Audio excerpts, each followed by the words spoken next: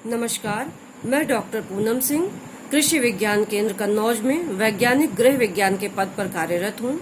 पोषण माह के इस अवसर पर मैं आप लोगों से महिलाओं से संबंधित अत्यंत गंभीर बीमारी एनीमिया पर चर्चा करना चाहती हूँ।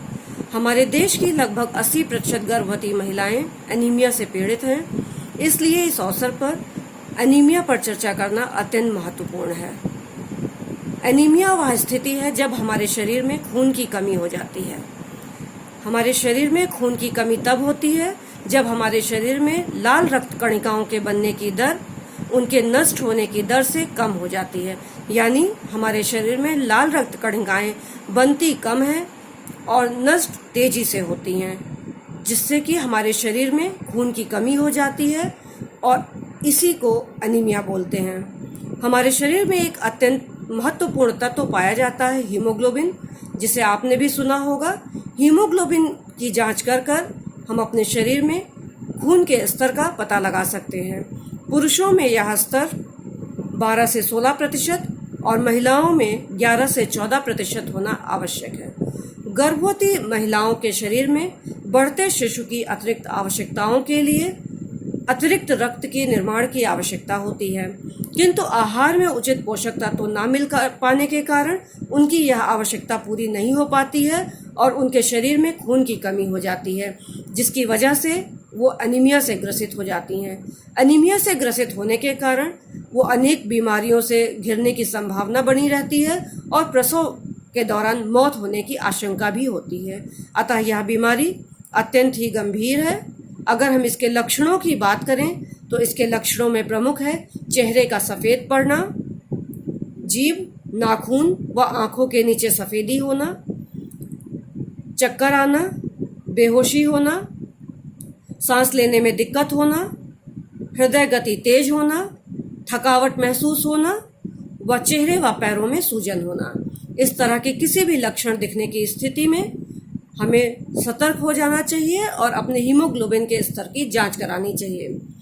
अगर हम कारण की बात करें तो एनीमिया होने का मुख्य कारण है हमारे आहार में पोषक तत्वों की कमी।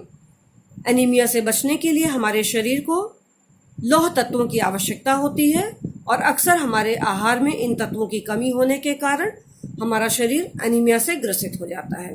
इसके अलावा किसी अत्यंत गंभीर बीमारी से ग्रसित होने पर भी, जैसे कि मलेरिया के दौरान, हमारे शरीर में लाल रक्त कणिकाएं नष्ट हो जाती हैं और बीमारी से उठने के उपरांत यदि हमने अपने शरीर की उचित देखभाल नहीं की, समुचित आहार नहीं लिया, तो ये खून की कमी बनी रहती है और हमारा शरीर एनीमिया से ग्रस्त हो जाता है। इसके अलावा किसी भी कारण से हमारे शरीर से अतिरिक्त खून बाहर निकल जाने के कारण भी, जैसे कि दुर्घटना होने की वजह से, घाव की वजह से, अल्सर की वजह से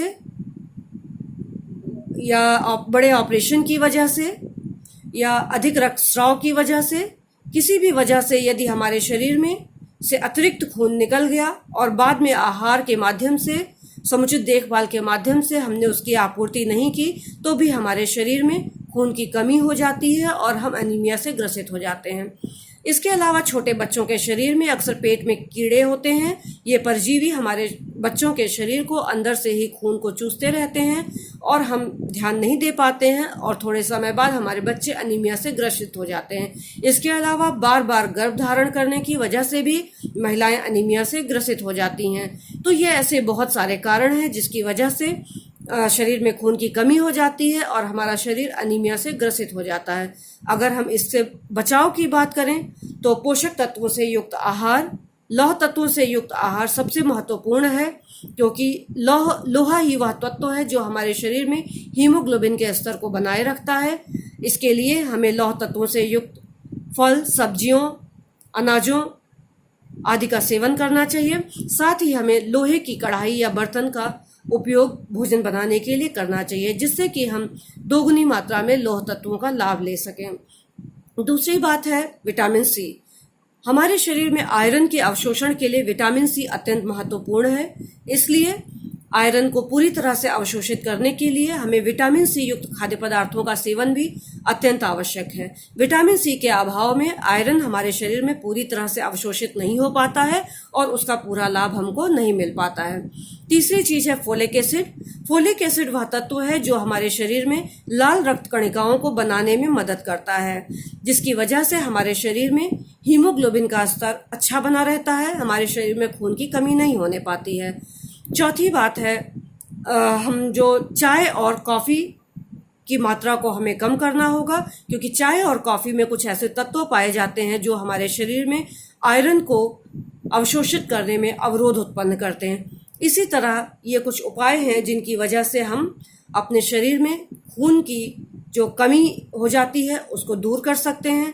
अब अगर हम बात करें कि वो कौन कौन से खाद्य पदार्थ हैं जिनका सेवन करने से हमें iron, vitamin C, folic acid व अन्य ऐसे तत्व मिलेंगे जिससे हमारे शरीर में खून की कमी नहीं होगी और हम एनीमिया से ग्रसित नहीं होंगे, तो इनमें प्रमुख है हरी पत्तेदार सब्जियां।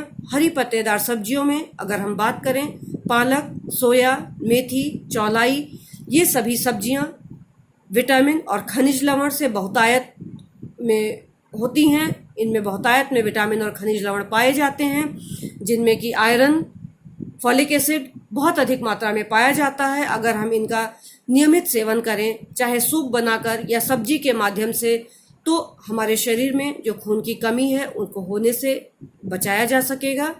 इसके अलावा फलों में अगर हम देखें तो अनार, सेब, केला ये ऐसे फल हैं जिनमें कि आयरन बहुत अधिक मात्रा में पाया जाता है। अनार और सेब में आयरन के साथ साथ विटामिन सी भी पाया जाता है, जो इसमें उपलब्ध आयरन को अवशोषित करने में भी मदद करता है। इसके अलावा चुकंदर को हमें रोज सलाद के रूप में प्रयोग करना चाहिए। चुकंदर में आयरन बहुत अधिक मात्रा में पाया जाता है। आप चुकंदर और गाजर का जूस बनाकर पी सकते हैं। आप चुकंदर, टमाटर, गाजर और पालक का सूप बनाकर पी सकते हैं। ये चीजें ऐसी हैं जिनका सेवन करने से आपके शरीर को हर तरह के पोषक तत्व प्राप्त होंगे और आपके शरीर में खून की कमी होने से बचाएंगे। सोयाबीन जो कि ज्यादातर प्रोटीन के लिए जाना जाता है, इसमें प्रोटीन तो बहुत अधिक मात्रा में पाई ही जाती है, साथ ही साथ आयरन भी इसमें प्रचुर मात्रा में पाई जाती है। इसका सेवन भी हमारे शरीर के लिए अत्यंत लाभदायक है। इसके अलावा मूंगफली में भी प्रोटीन अत्यधिक मात्रा में पाई जाती है। खजूर में आयरन बहुत अधिक मात्रा में पाया जाता है। अगर हम मेवों की बात करें तो सूखे बीज, किशमिश, पिस्ता ये ऐसे मेवे हैं जिसमें आयरन अत्यधिक मात्रा में पाया जाता है। और साबुत अनाज, अंकुरित अनाज भी आयरन की आपूर्ति के लिए अत्यंत ही महत्वपूर्ण है, क्योंकि अंकुरण से इसमें आयरन और विटामिन सी दोनों की मात्रा बढ़ जाती है, जिसकी वजह से ये अच्छी तरह से इसमें उपलब्ध आयरन अवशोषित भी हो जाता है। मूंगफली में अत्यधिक मात्रा में आयरन पाया जाता है। अगर आप मांसाहारी हैं तो आप अंडे में और मछली के माध्यम से भी आयरन प्राप्त कर सकते हैं। इनमें भी पाया जाने वाला आयरन अत्यंत उच्च श्रेणी का होता है और आपके शरीर की काफ़ी अधिक हीमोग्लोबिन की ज़रूरत को पूरा कर सकता है। इस तरह ऐसे कई सारे तत्व हैं। टमाटर है जिसमें विटामिन सी और लाइकोपेन पाया जाता है, जो कि आयरन को अवशोषित करने में मदद करता है।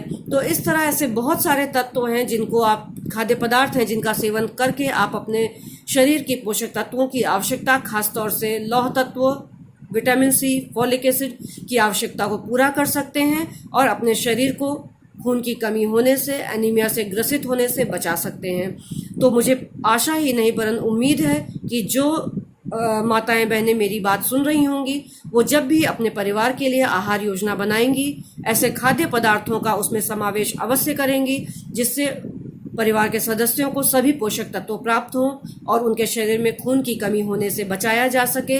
वे स्वस्थ रहें, निरोगी रहें और खुशहाल रहें। धन्यवाद।